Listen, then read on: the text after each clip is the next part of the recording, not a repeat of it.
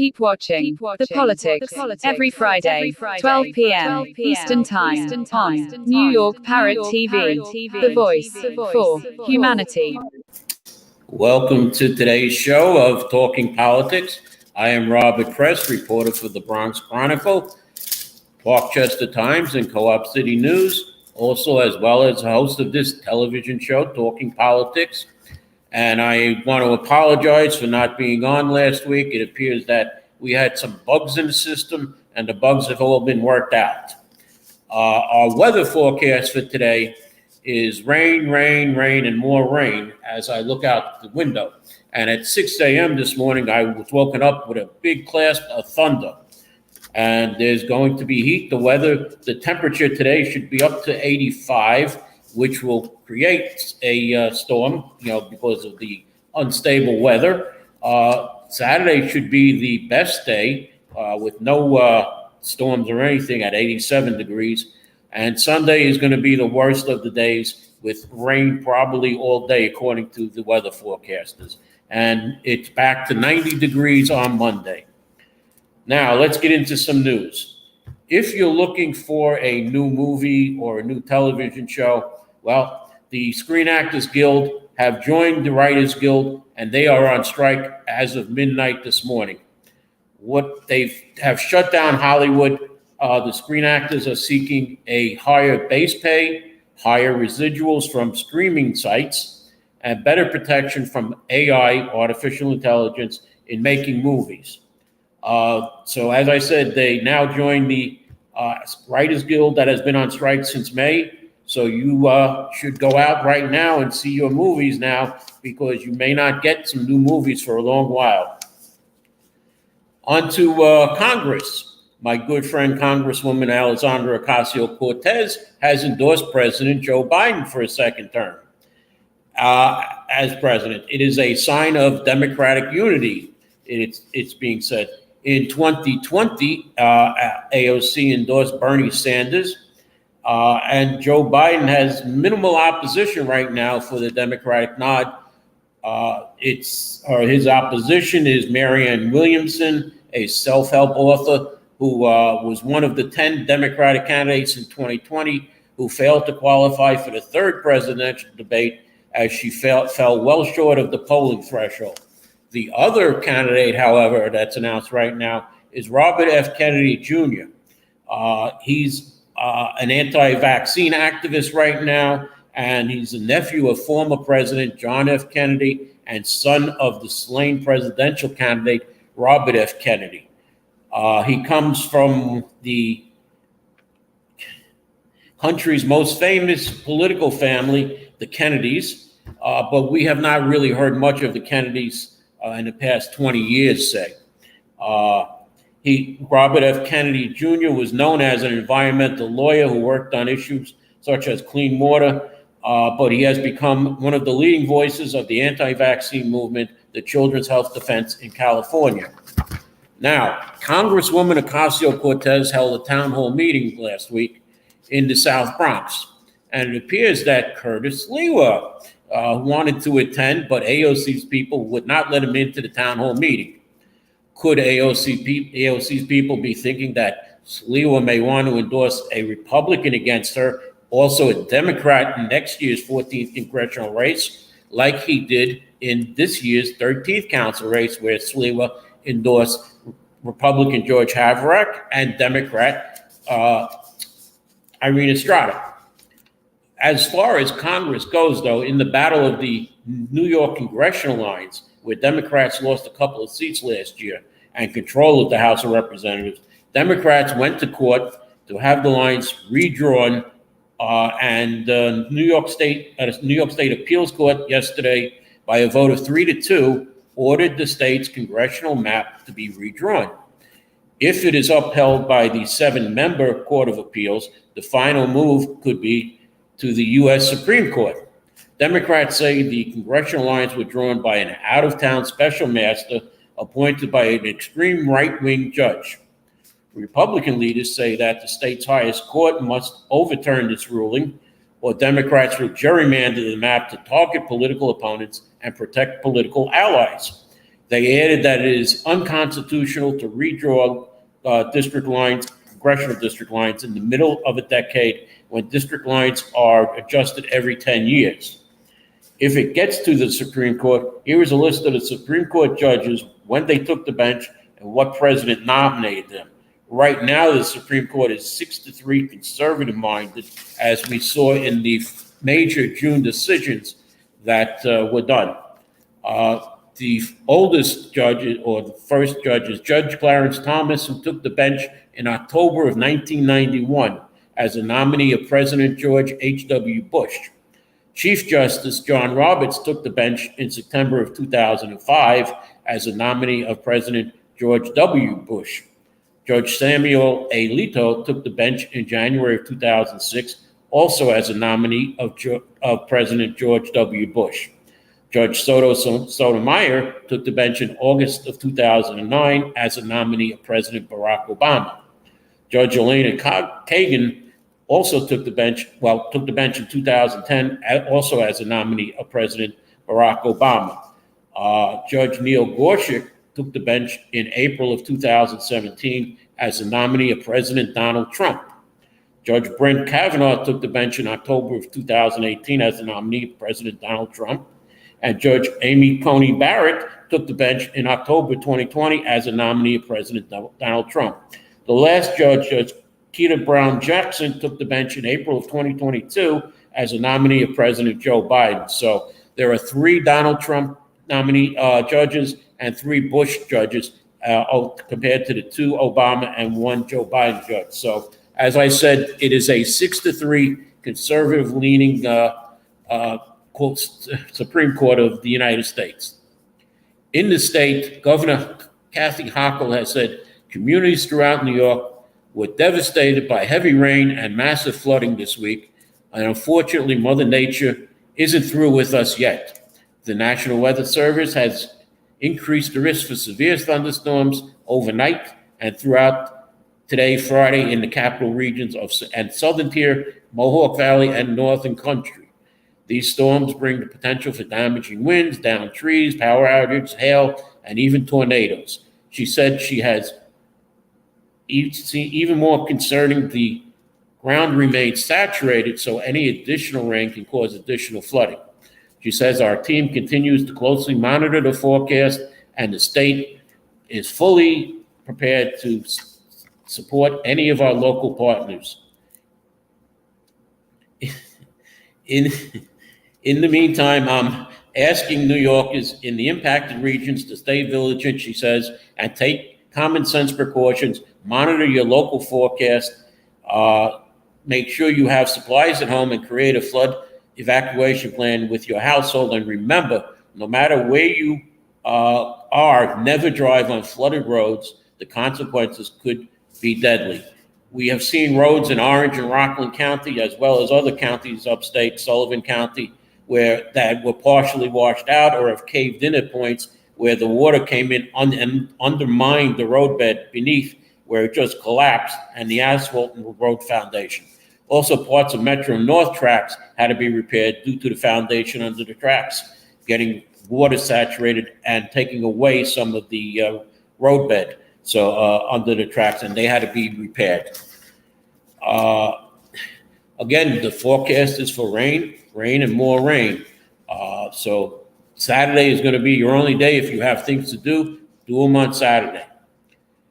In a rare occurrence, the New York City Council voted 42-8 to override Mayor Eric Adams' veto of a package of bills designed to expand access to rental housing voucher to the rental housing voucher program.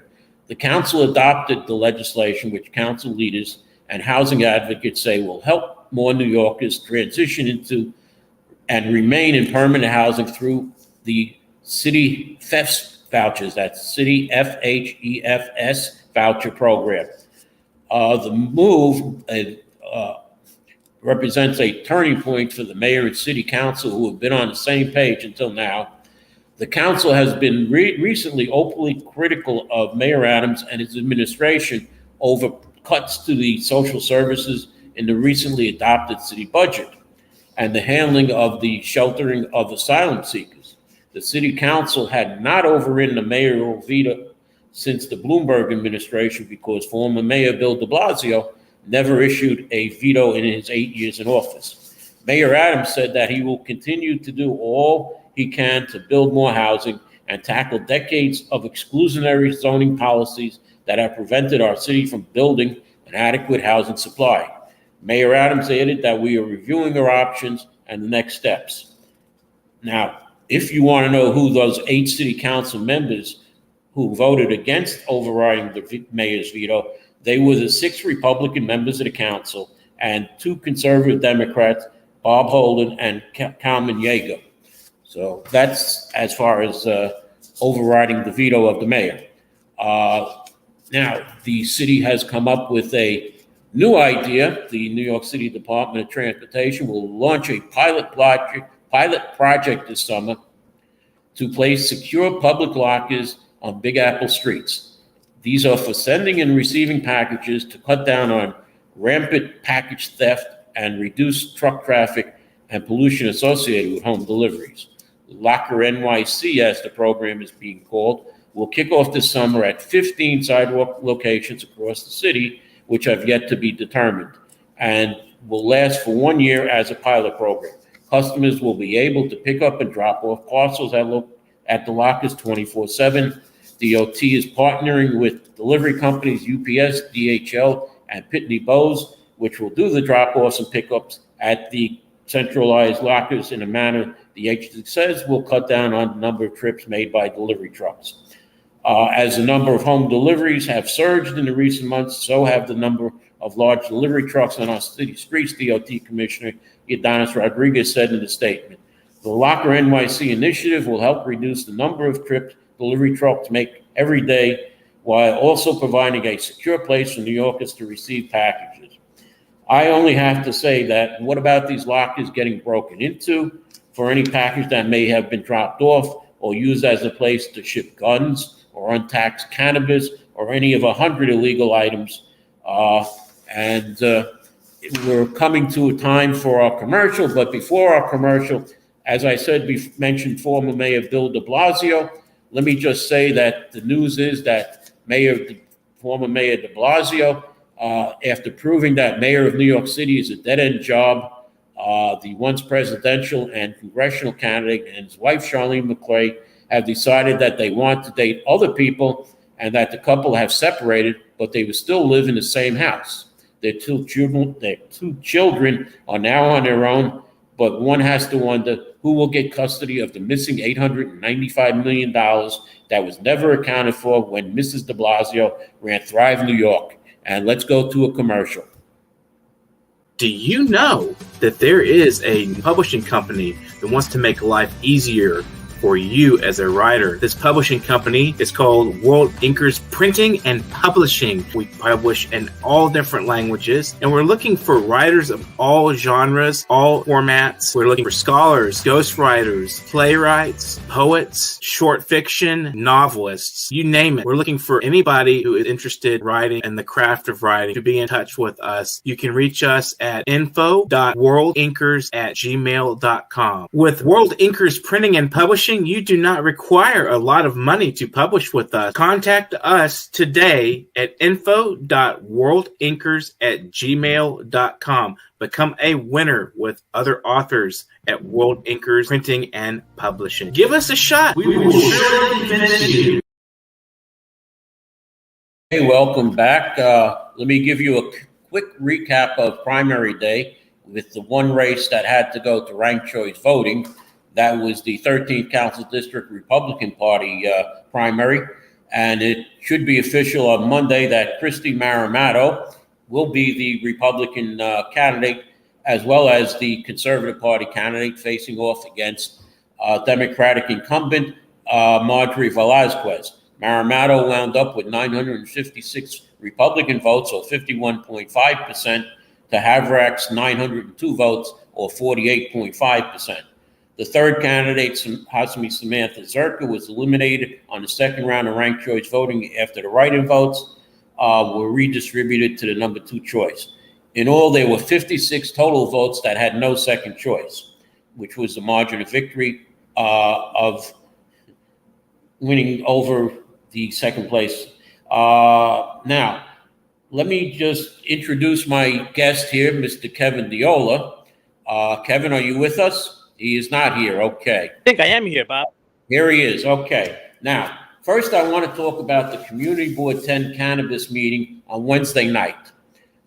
This was exactly what a community board should be doing, acting as the new state regulated, cannabis law. The state is using the state liquor authority guidelines that are set for liquor licenses. But cannabis stores are different, and Community Board 10 Chair Joe Russo had the owners of that cannabis store, which will be at the old 7-Eleven on Westchester Avenue, where Community Board 10 members were able to ask questions of the two owners that were there.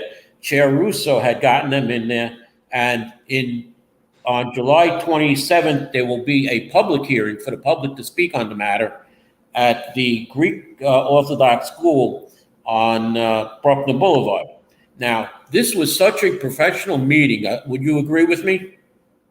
Yeah, I didn't watch the whole thing. I wasn't there at it. Okay, well, if you can probably see it on video if they have it.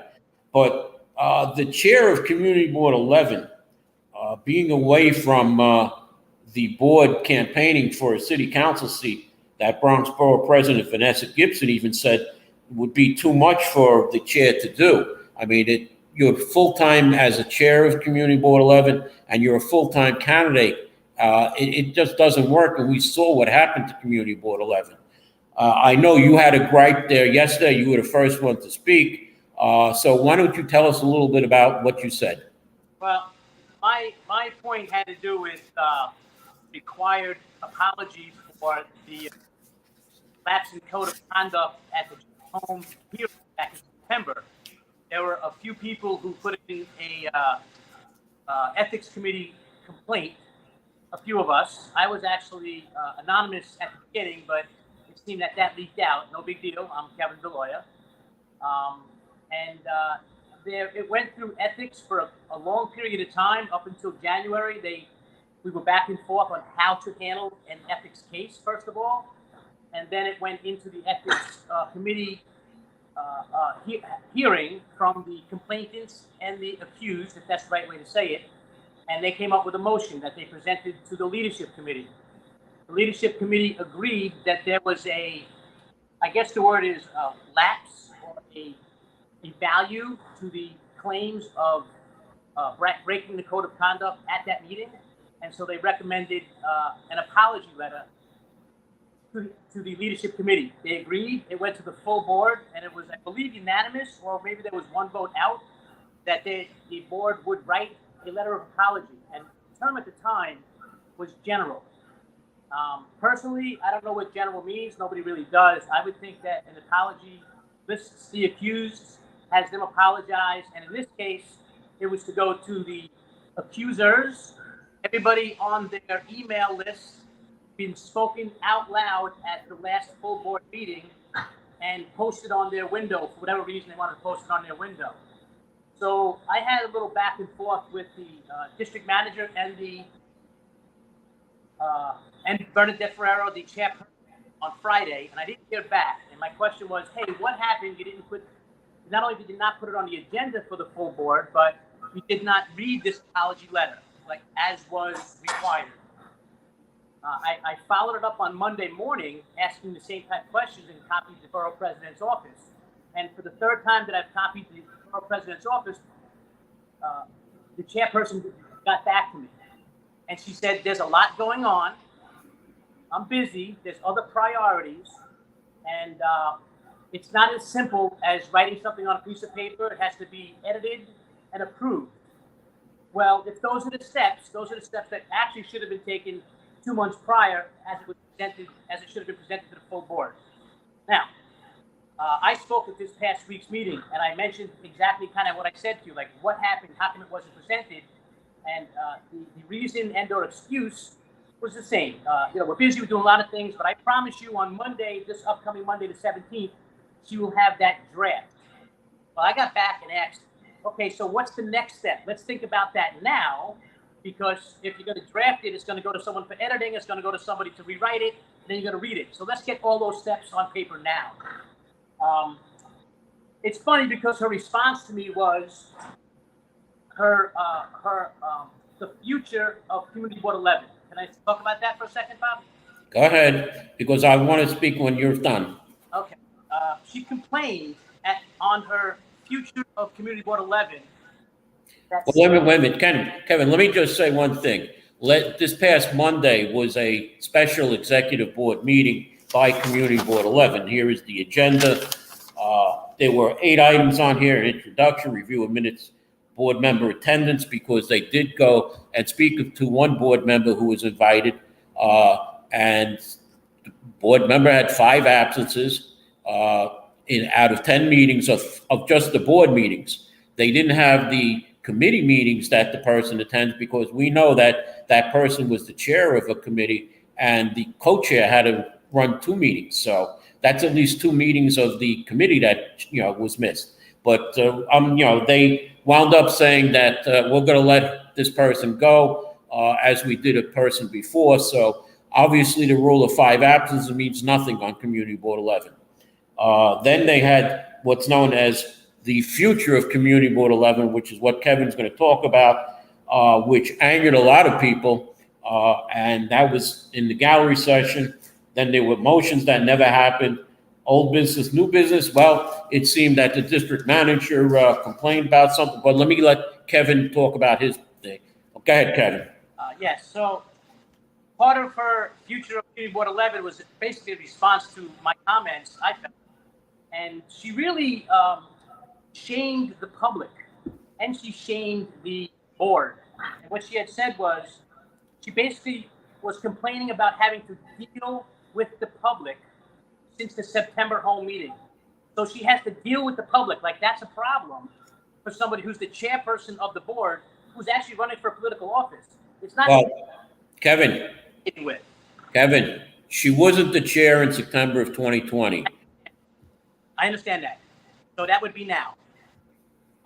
She also shamed the public for what she called disrespect, because the public has been on, the board's tail for quite a long time now because of the way things are operating. Not so much the issues, but how the issues are being handled. You spoke about many of those issues. I'm not going to get into those specific issues. And at the very end of it, she called the community's concerns a form of abusing the board and likened it to a visit to the emergency room. Mm-hmm. It's that bad. At the very, very end of her statement, she actually blamed the board members and let them know that no one is twisting their arms to stay. Correct. I gotta tell you, there's a lot of people on the board. Myself, I'm not looking to have one person against another person. I'm not looking to downgrade anybody's responsibilities on that board. But, for her to say simply that you are basically volunteering for me, and I'm not twisting your arms to stay. Well, Kevin, in the gallery session, there were about 5 members of the board there, and one of them took homage to what she said. She said, "I take homage to what you said. It's my way or it's the highway. I'm here as a volunteer. I go to committee meetings as well as attend board, executive meetings and leadership meetings, even though I'm not on those committees." And the person said that she is very concerned about her community, and that's why she joined the community board, or applied to it and got on the community board.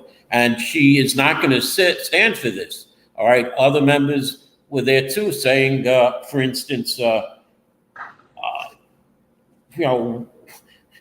we are listening to the community. There was a member of the Van Ness Neighborhood Alliance who took homage to what the chair wrote on the Van Ness page, because it was political.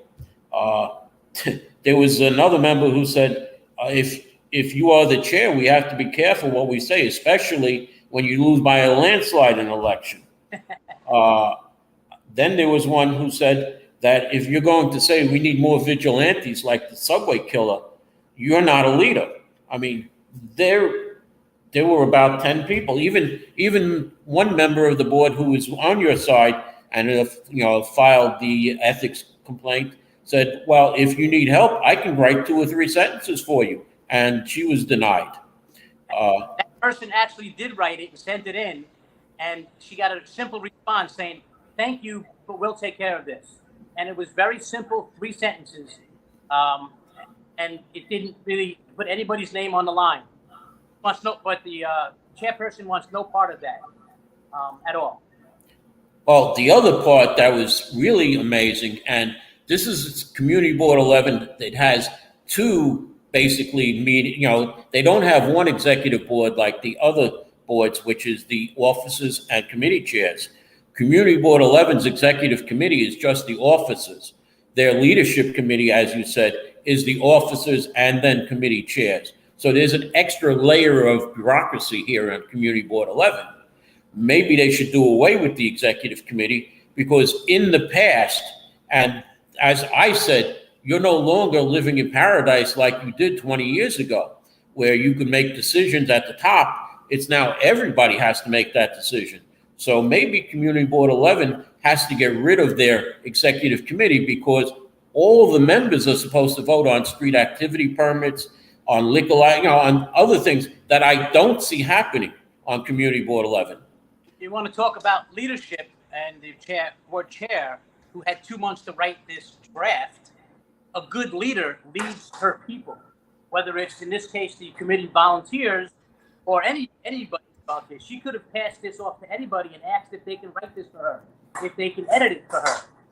Yet, if I am sure that if I didn't continue putting the pressure on the entire complaints from October of last year on a weekly, bi-weekly, or monthly basis, we wouldn't even be where we are today.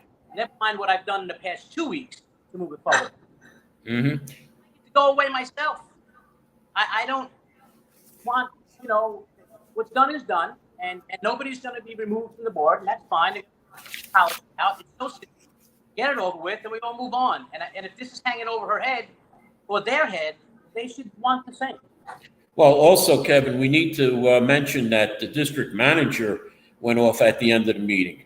All right. He had a complaint in about a former chair from 2016. And the complaint was that this chair disregarded him, had one of the other members of the staff take his materials from his office and throw them out on the sidewalk. He filed, and 3 years later, he said he filed an EEO complaint against the board. And the former chair, Mr. D'Angelo, testified for the board.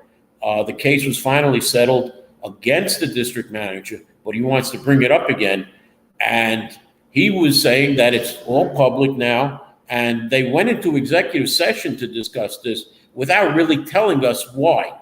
Right. All right. They can go into executive session to discuss staff. All right. If they're going to fire staff, hire staff, give a raise, if there's a medical problem. This was nothing to do with any of the reasons that they can go into executive session. So it's very concerning to me that the district manager wanted to, do this in public, but the board chair said, no, let's go to executive session, and didn't really give a reason why they went.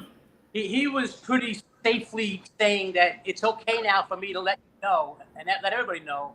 His concern was why the board chairperson has not let the rest of the board know about it. Wasn't that a part of it as well? About his issue? And after they went into executive session, I don't know if you stayed around or not. I don't think so. But the vice chair came out of the meeting because he said, I can't be in here because I testified against the district manager. So he came out, and a short time later, he went home because they were in executive session for over an hour. All right. This is not the way to run a board. Okay. The chair of the board really had no experience as an officer. She was the chair of the Education Committee, which is a committee that the city agency, the Department of Education, ignores community boards, does not want to deal with community boards. I know this from my years on as a parent leader and on Community Board 8. I was asked to be the education chair of Community Board 8, and I turned it down. because of that reason.